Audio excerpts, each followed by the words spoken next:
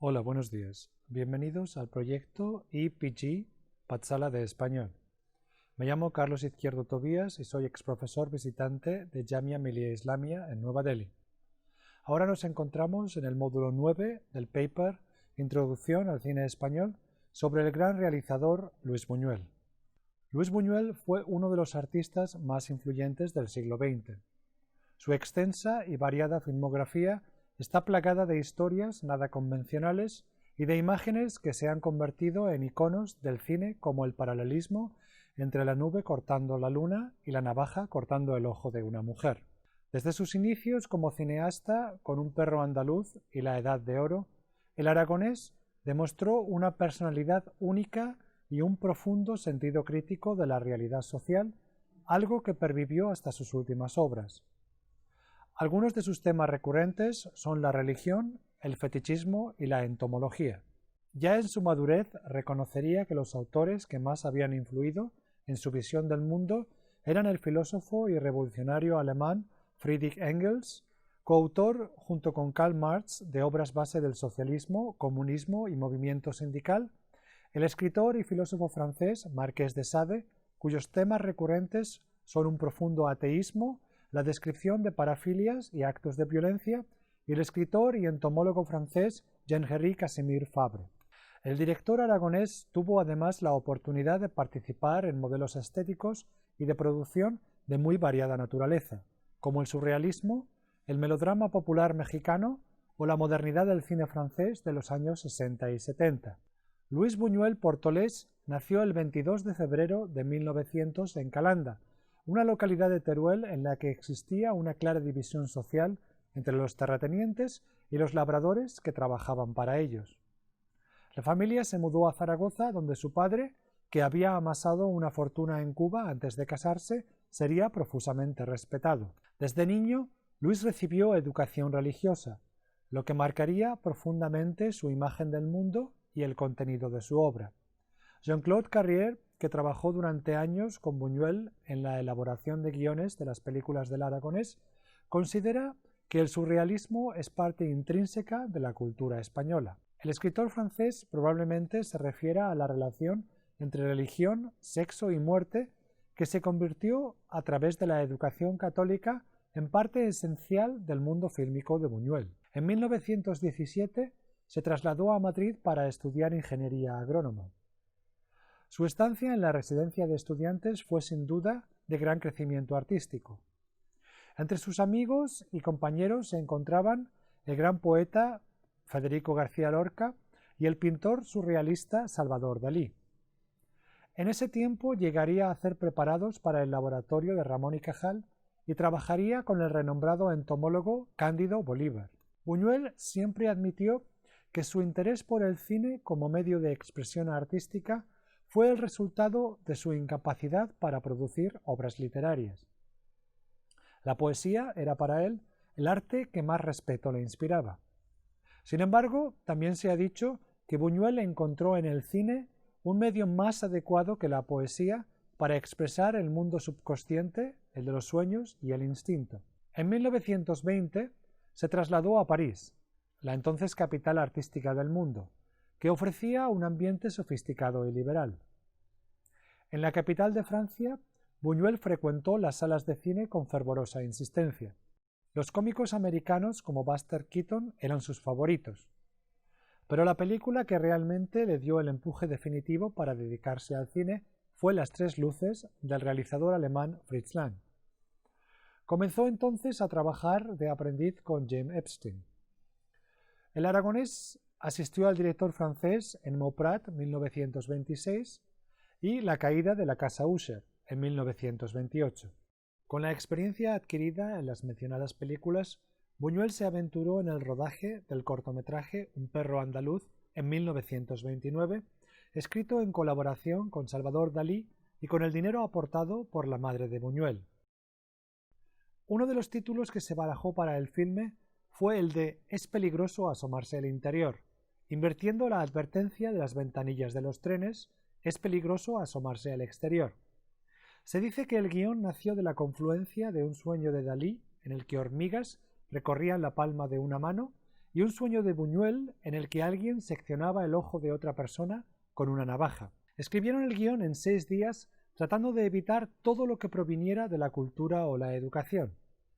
La primera secuencia del filme se ha convertido en una de las imágenes más emblemáticas del séptimo arte. Un hombre afila su navaja de afeitar y después de ver cómo una nube atraviesa la luna, secciona el ojo de una mujer. Agustín Sánchez Vidal, en su monográfico sobre Buñuel, interpreta la escena de la siguiente manera. Es una declaración de principios, un cegar la mirada externa para que surja la interna, una petición de un ojo distinto al habitual, un romper la barrera defensiva entre el sujeto y los objetos, entre percepción y representación. Sánchez Vidal también ha escrito que Buñuel trató de recrear en este filme y el resto de sus películas más surrealistas los logros de su admirado poeta Benjamin Peret, al que consideraba el poeta surrealista por excelencia capaz de recrear otro mundo. Obra insólita y provocadora, el filme fue mostrado al grupo de surrealistas frecuentado por artistas como André Breton o Man Ray, que inmediatamente le colocaron la etiqueta de obra surrealista. A la exitosa proyección de Un perro andaluz acudieron artistas y personalidades de la talla de Picasso, Le Corbusier, Cocteau, Magritte o Aragón. La siguiente película de Buñuel se tituló La Edad de Oro, de 1930. Se trata de una visión tremendamente crítica de las diferentes morales oficiales que representan la burguesía, el cristianismo y el orden. Por diferentes motivos, el cineasta aragonés decidió desarrollar el proyecto sin la presencia de Dalí, aunque muchas de las ideas incorporadas en el filme pertenecían al... La siguiente película de Buñuel se tituló La Edad de Oro. Se trata de una visión tremendamente crítica de las diferentes morales oficiales que representan la burguesía, el cristianismo y el orden. Por diferentes motivos, el cineasta aragonés decidió desarrollar el proyecto sin la presencia de Dalí, aunque muchas de las ideas incorporadas en el filme pertenecen al pintor catalán. La Edad de Oro contó con el mecenazgo del vizconde de Aurit, un apasionado del arte de vanguardia que aportó 700.000 francos. Su esposa, para regocijo de Buñuel, era descendiente del marqués de Sade por vía materna. La película comienza como un documental sobre escorpiones para luego extender el estilo objetivo de tal género a una disección crítica de la sociedad tradicional, de la moral judeocristiana, los valores burgueses y la autoridad. La película se estrenó en el Estudio 28, seguida de un asalto de grupos de ultraderecha que destrozaron cuadros expuestos en el vestíbulo de la sala de cine y el efusivo rechazo de la prensa conservadora que logró que la película se prohibiera durante más de medio siglo. Para entonces Buñuel ya se había embarcado en un viaje que le llevaría a Nueva York y Hollywood. La productora norteamericana Metro-Goldwyn-Mayer lo reclamó en calidad de observador para familiarizarse con el sistema de producción americano. Buñuel recuerda la fascinación que le produjo Nueva York y su viaje en tren hasta Los Ángeles a través del país. Sin embargo, el aragonés no encajaría en la maquinaria hollywoodiense. Las Urdes, Tierra sin pan, fue rodada en 1932 y está basada en una tesis doctoral del director de la Casa de Velázquez, el francés Maurice Legendre, que había estudiado la región extremeña de las Urdes durante casi 20 años. El documental muestra con un realismo inesperado, en un realizador que hasta ahora era considerado un surrealista, la paupérrima región de las Urdes, azotada por una miseria extrema y anclada hasta lo inverosímil en el pasado. El filme muestra no solo las consecuencias del hambre y la enfermedad, sino la degradación moral de los habitantes de tal área, con por ejemplo escenas de decapitaciones de gallos. Las Urdes no solo fue prohibida por la Segunda República, sino que recibió además numerosas críticas por parte de documentalistas como Pío Caro Baroja, que denunció la manipulación de datos e imágenes por parte de Buñuel en busca de efectismo y la exotización de los habitantes de la zona. Si bien es cierto que el aragonés construía las imágenes para la cámara, muchos han valorado la calidad cinematográfica de la cinta, como el renombrado documentalista americano Robert Flaherty.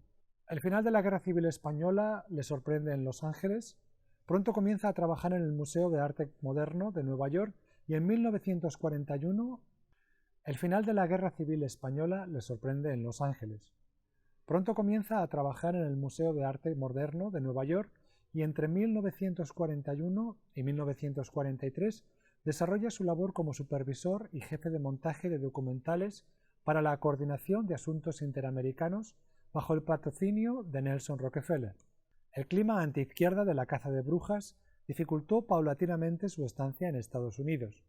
Parecía que algunos no habían olvidado que Buñuel había sido el autor de La Edad de Oro.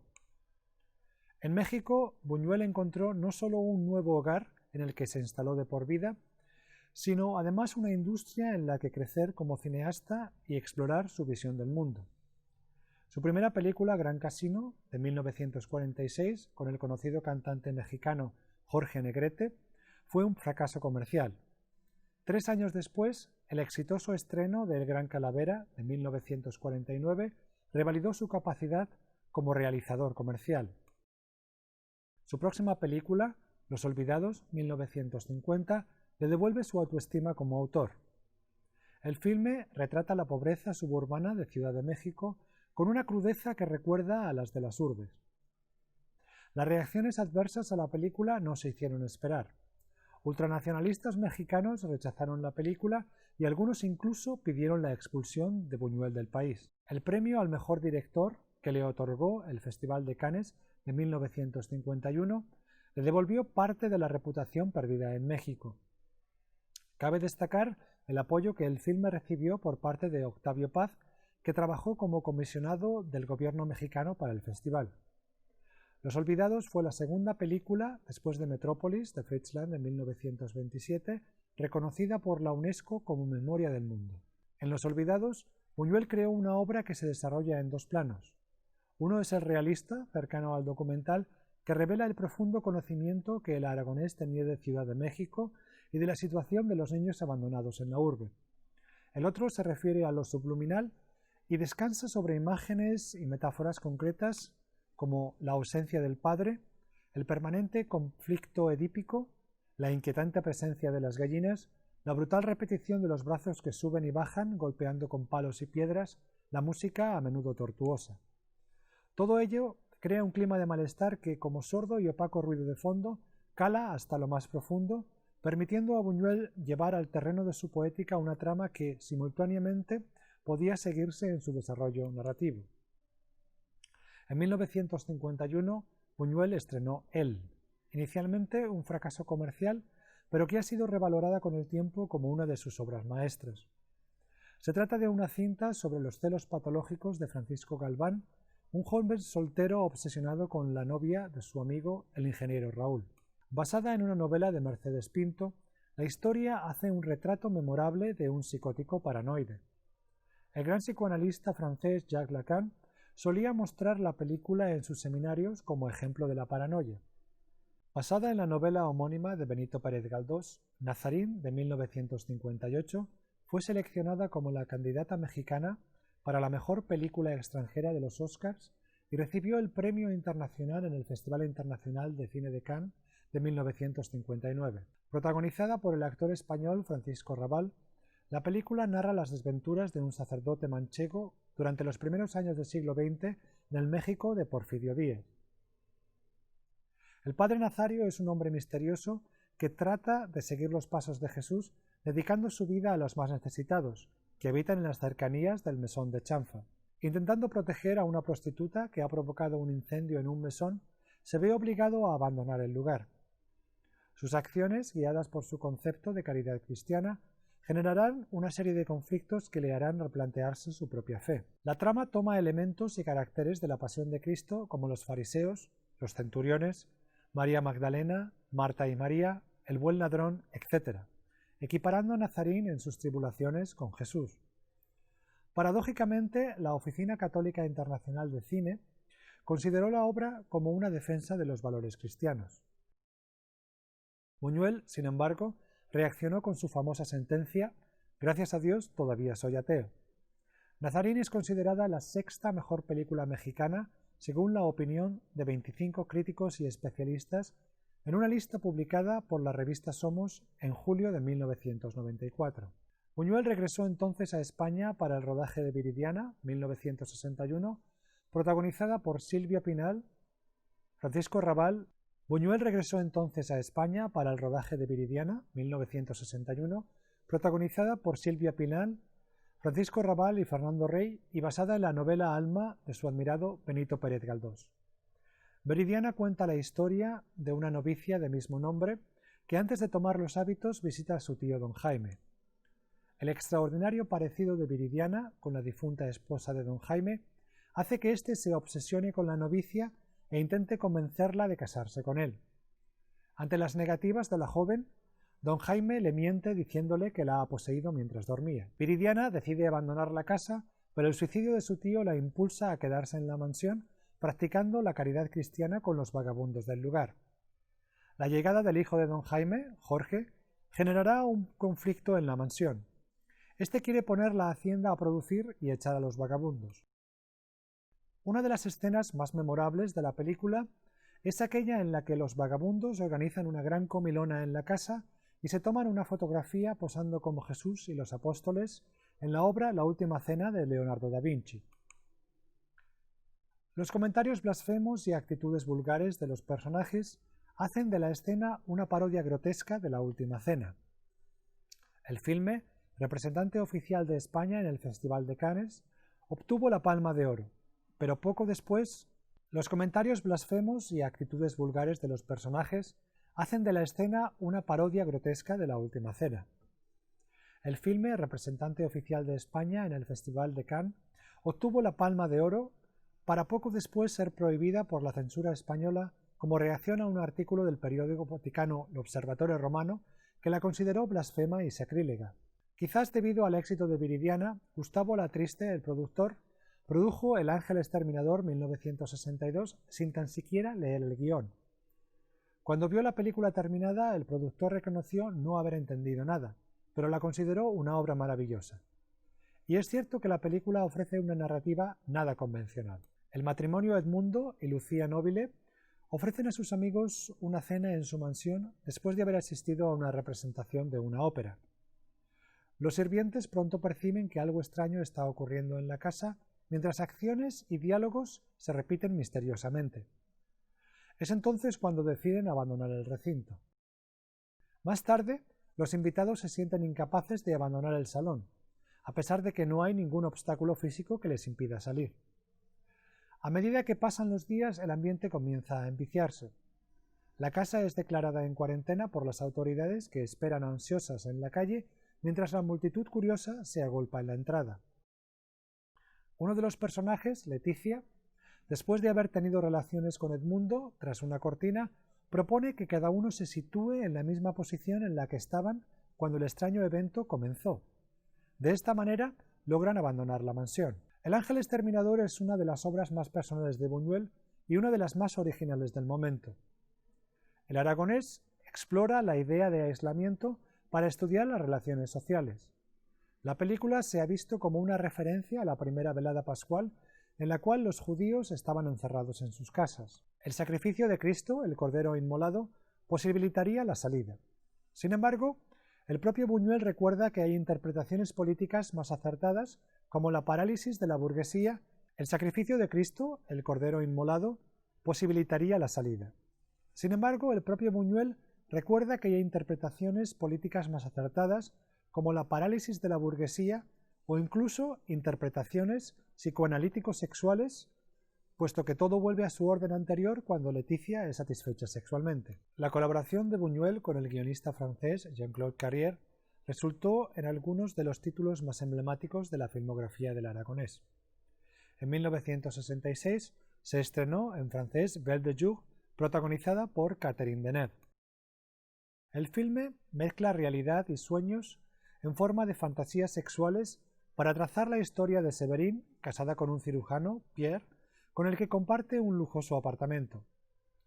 A pesar de tener todas sus necesidades materiales cubiertas, Séverine se siente anulada por la rutina y las convenciones sociales. Venciendo su timidez, decide prostituirse en su anhelo de sentirse dominada. Belle de Jour se ha comparado con La ventana indiscreta de Hitchcock en cuanto a que activa el deseo voyerista y concibe el cine como un instrumento que penetra en la intimidad ajena. La película obtuvo el León de Oro en la Muestra de Venecia de 1977 La película obtuvo el León de Oro en la Muestra de Venecia de 1967.